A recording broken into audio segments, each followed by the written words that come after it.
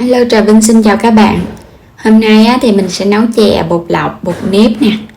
Đầy đủ màu sắc luôn, ăn cùng với nước cốt dừa. Mình cho thêm một ít dừa nạo lên trên nữa. Ngon béo nè, dẻo dẻo dai dai. Chè thì dễ nấu mà ăn cực kỳ ngon luôn. Thì bây giờ mời các bạn mình cùng vào bếp thực hiện luôn nha. Ở đây thì mình có chuẩn bị 200g bột nếp. Một phần mình để riêng. Một phần là 100g bột năng, mình cũng để riêng ra. 500ml nước cốt dừa, mình ép ra từ một trái dừa để nấu chè. Mình có nửa chén đường, chút xíu muối. Và đây là nước lá dứa nè, mình dùng là 100ml nhưng mà chút nữa tùy theo bột nữa. Rồi bây giờ cái phần lá dứa này thì mình để riêng ra nha, chút nữa mình cho vào nồi chè luôn. Các bạn sẽ cho bột nè, mình cho 100g bột nếp thôi. Rồi bây giờ mình cho nước lá dứa vào mình trộn. Thì với 100g bột nếp thì cái lượng nước lá dứa mà nó hút thì từ 50 cho đến 80ml à. Tại vì nó sẽ ít hơn cái lượng bột, các bạn cứ cho vào từ từ rồi cái mình trộn. Nước lá dứa này mình không cần phải làm ấm gì hết trơn nha. Và nhồi cho nó mịn ra. Nếu mà có khô thì các bạn cho thêm chút xíu nước nữa. Còn nếu mà nó hơi nhão thì mình phủ thêm chút bột khô. Nhồi đến khi nào mà mình thấy nó dẻo mịn và nó tụ thành khối vậy là được. Để qua một bên. Phần còn lại thì mình cho vào thau luôn. Phần này thì mình sẽ cho nước. Các bạn cũng nhồi đều lên cho nó dẻo mịn, xong rồi một chút nữa mình sẽ pha màu. Nếu có khô thì mình cũng dằn thêm chút nước lọc. Mình sẽ dùng màu vàng nha. Ở đây thì mình dùng 2 giọt màu thôi, không ảnh hưởng gì hết. Các bạn nhồi đều lên cho khối bột nó phủ đều màu và nó mịn là được. Rồi 2 viên bột này đậy kín lại cho nó đừng có bị khô, mình để đây. Tiếp theo thì mình sẽ làm phần bột năng ha. Mình cho hết 100g bột năng vô trong cái thau. Đối với bột năng thì mình phải dùng nước sôi. Cái lượng nước sôi cho vào từ 60 cho đến 80ml. Thì có nghĩa là cái nước sôi nó sẽ ít hơn cái lượng bột á. Cứ cho vào từ từ, không cần phải chính xác. Các bạn cho vào mà thấy nó hơi khô thì mình cho thêm một chút. Nước sôi sẽ giúp cho bột nó không có bị chảy. Rồi bây giờ bột còn ấm mình nhồi luôn. Nếu mà thấy có nhão quá thì mình thêm chút bột khô. Rồi mình dùng cái màu lá cẩm, cũng cho vào 2 giọt màu, nhồi đều lên để khối bột của mình nó dẻo và kéo sợi được là nó được à. Phủ chút xíu bột năng vào cái dĩa nha. Rồi bây giờ mình sẽ lấy từng viên nhỏ vo tròn lại. Mình làm giống như cái dạng viên ỉ vậy đó. Cho qua bên kia có bột năng thì nó sẽ không có bị dính chùm á. Mình cứ vo tròn rồi để qua bên. Thêm một kiểu nữa mình sẽ làm cái dạng hình dài, giống như là cái trái cà na vậy á. Cũng cho qua bên. Tùy thích nha, mình thích cái hình dạng nào thì mình vo.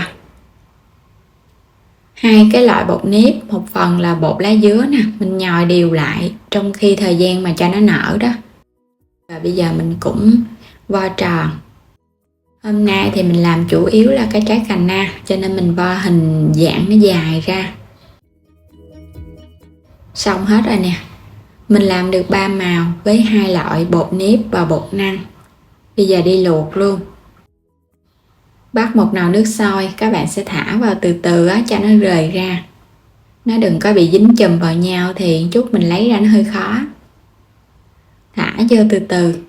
Tại vì mình đã phủ thêm bột khô rồi cho nên là nó cũng rời ra rồi. Và nhớ nước phải thật sôi mình mới thả bột vô. Mình sẽ đẩy nhẹ cái nha, cho nó rời ra và nó không có bị dính ở dưới đáy nồi. Rồi bây giờ sẽ để đây luộc.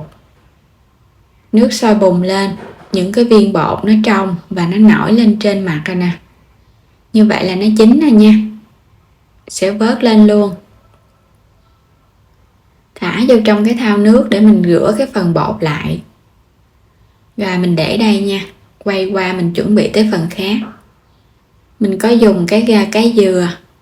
Cái dừa này thì cơm dừa không có giàu quá các bạn nha. Dừa tươi uống được, mình nấu nó mới ngon. Nạo ra hết rồi mình để sang bên, mình dùng 2 trái. Cho hết cái phần nước cốt dừa vô trong nồi. Mình sẽ nấu cho nước cốt này nó sôi lên, rồi chút nữa mình hãy thả chè vô nha. Rồi sẽ cho đường vô luôn. Đường thì tùy chỉnh, dằn thêm chút muối cho nó đậm đà. Lá dứa thả vô. Các bạn sẽ nấu cho hỗn hợp này nó sôi lên, đường nó tan ra. Cái lượng này á, nếu như thích nước nhiều hơn các bạn có thể tăng thêm chút nước. Rồi mình sẽ vớt những cái viên bột cho nó ráo nước, thả vô trong nồi chè. Nước sôi á, đường tan thì mình hãy thả bột vô, thả vô hết luôn nha. Rồi thì khi mà mình thả vô vậy nè, các bạn nấu khoảng 5 phút nữa là nó ngấm cái nước đường và cốt dừa. Sôi lên, mình sẽ cho cái phần cơm dừa vô. Dừa non nạo ra hoặc là dừa sợi cũng được. Hoặc là nếu mà không có cái cơm dừa này, các bạn dùng một cái dừa nước á, cũng ngon lắm á. Mình nấu cho nó sôi trở lại nữa là được rồi ha. Rồi bây giờ nêm nếm coi cái vị ngọt nó đậm chưa. Mình có thể gia giảm, hoặc là thích nước nhiều thì cho thêm nước sôi. Chè đã hoàn thành.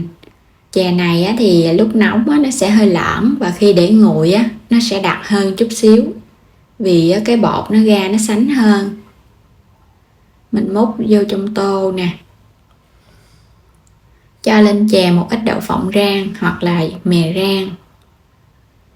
Tô chè đã sẵn sàng. Nhìn cái nước cốt á các bạn, nó sánh sệt và nó béo đậm đà luôn á. Chè thì với đầy đủ màu sắc.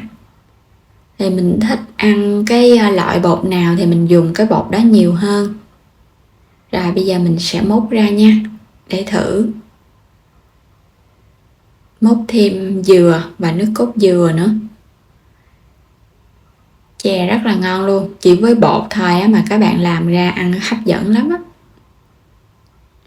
Bột á thì dai dai dẻo dẻo nè, nước cốt dừa thì đậm đà, ăn vào miếng dừa nó cũng béo nữa.